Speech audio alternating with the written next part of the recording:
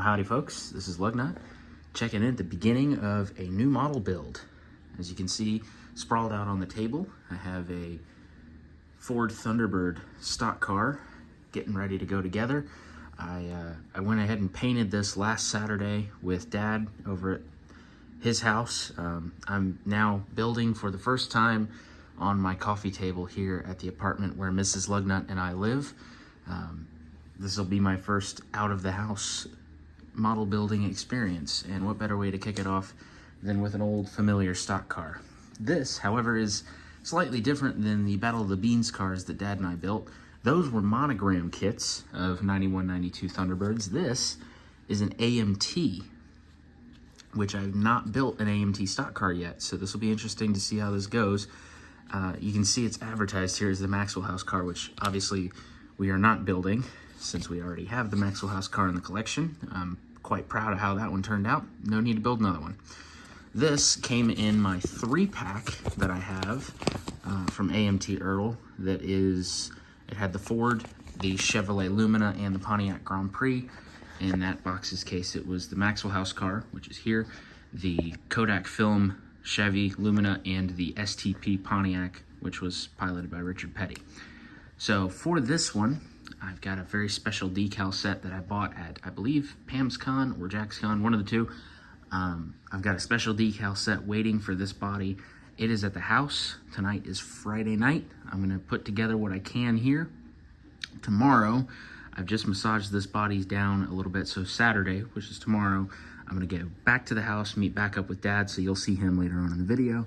Now that this is massaged down, we're going to lay some paint on it, and I'll pick up the decal sheet while I'm there. The only other thing that I have there is the original wheels, which were dechroming over this time. So I got to spray some silver-ish paint on them. They weren't loud chrome, but they were sort of silverish in the reference photos that I can find for the car that I'm going to build. So I'm going to go ahead and get started. Well, so much for my ambitions for building tonight. Got all the parts for the engine laid out, step one here, and something I didn't account for, my 35-year-old bottle of model cement is kind of hardened. It does not want to let go of any of the cement out of the tube. So I'm gonna have to go get some more glue.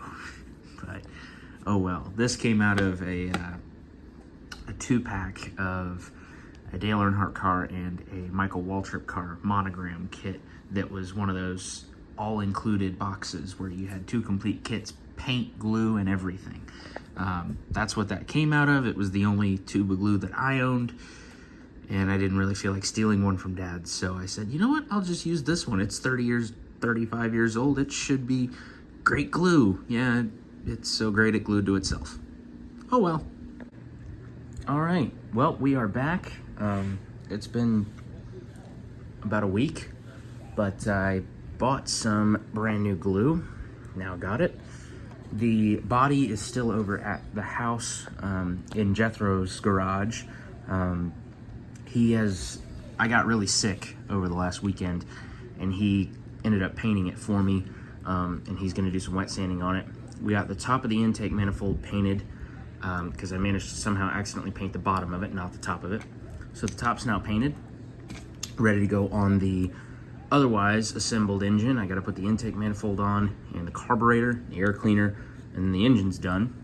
Also painted the wheels, which I just assembled, and I used a yellow jelly roll pen to letter the tires, because in all the reference photos that I see of the car that I'm building, it was well into the yellow lettering era of these. Now, I couldn't find just yellow, so I had to buy the big variety pack of jelly roll pens, but it turned out pretty well. I was a little worried it was going to be green looking when it came out, but it's pretty good. I mean, you can see my lettering is not incredibly consistent. It's also pretty globby when it comes out, so it's not the easiest in the world to letter, but it still looks better than it did just black. And you can see I did scuff them just using a 150 grit sandpaper and my 1/2 inch impact. So yeah,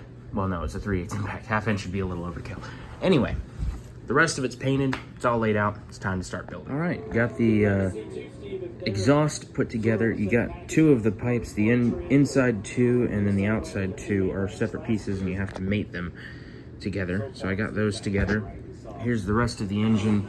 The only thing that is missing right now is the headers and the shift linkage, which is there. But here's the rest of it. I didn't paint the distributor blue like they said to. I have not managed to be able to put the breather on the valve cover, but everything else is there all together, and I'm not incredibly worried about the little details like that. I'm not building this to win any awards for realism. I'm just having fun. So it doesn't really bother me if it's not gonna be perfect. As long as it's fun, that's what I care about. So I'm building this, and we are watching Cup Series qualifying from Michigan. So that's where we're at right now. I will make a comment. These headers do not exactly click into place very easily. They have, I don't know if you can see this. Yeah, they have these little nuggets there that kind of stick out. Two of them. And there's little slots here. You see them there. There's 3 slots and then 2 more little nuggets on the block itself. And it's supposed to kind of rock into place right there. But man, it barely does. It really did not want to go on there. I test fitted it without any glue on there, and it just kind of flip-flopped in and out of there. I finally laid a bead of glue on there and just sent it, and that one went in. But yeah, it's interesting. But that is the engine complete, which is step 2, because I did go ahead and put the shift linkage on the transmission. So that's step 2 done. Step 3 is a big one. It's a lot. Made the engine, radiator hoses,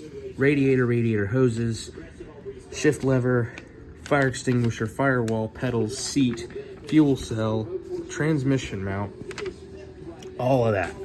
So it's a lot to do. In the next step, we're gonna transform this bare chassis into a lot different by the end of this next step. So let's get going. All right, folks, it has been another week. The Cup Series is now in Mexico City, and as you can see, I am back in Jethro's garage, just for right now. In fact, he's right there. Say hi. Hey, how's it going, guys? Well, yeah, it's your channel, and I'm telling you to say hi to everybody. Yeah. Anyway, all good. As you can see, a heck of a lot more of the car is done. I still have to touch up while I'm here. I need to remember this. I got to touch up the top of the radiator because it did not get painted, and maybe the hose if I can. But a lot more of the car is put together. Basically, right now, the only thing left is the rear suspension, which the instruction sheet is not very clear on how to do. And he's got the body sitting in there. He's cutting the decals, trimming them right now. We're kind of experimenting with them because the hood decal especially, if you look at the reference photo, goes over the seam line onto the top of the fender barely. So it's gonna be a little bit difficult to replicate that because the decal is bigger than the hood, but not by much. See the way it goes there. Yeah. So it's gonna have, it needs to be trimmed. That, and then these the rear pieces as well. Pieces are gonna be harder to trim because they go over onto the trunk a little bit. The trunk does open on this car, so it's gonna have. It has to be.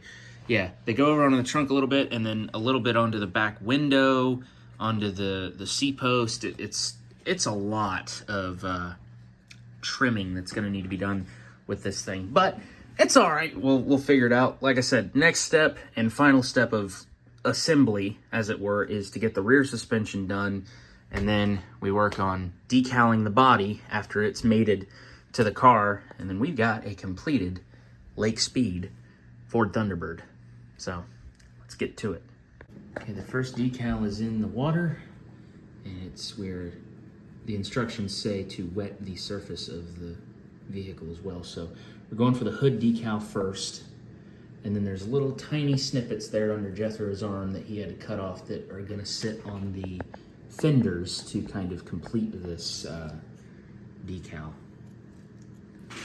See if I can get up and get a better angle of it. Ignore the messy kitchen table.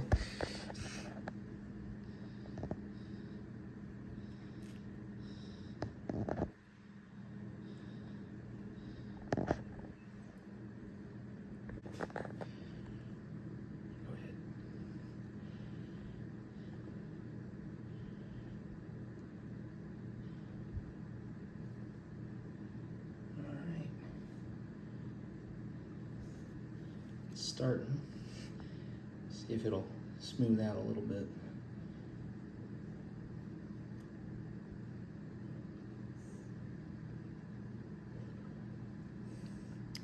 Now this is where we could probably use some of that micro set stuff, micro saw and all of that stuff, but I don't have any of that. All right, we're working on the decals. They are being a booger, as old decals are. This one here busted up on us on the front, the little thin piece there. And this one had a little spot right here. It looks like it's kind of settled in a little bit. But this one over here, that end here is broken off and it kind of shredded on me. So, kind of is what it is at this point. Try and do this last little piece here, see how that goes. Yeah, this is not going well. Yeah. All right, ladies and gentlemen, we have moved back to the apartment where this all started, and this decal here is trying its best to separate on us, which is very fun. For context, time-wise, last video segment just about that I was filming was in qualifying for the Cup race at Michigan.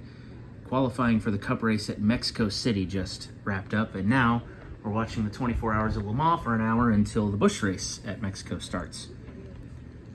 So there's that on there for the moment, and now it just has to be worked around. This is a very, very large decal that overlaps onto the window, onto the C-pillar, onto the deck lid. It's a big mess, but we're gonna get it going.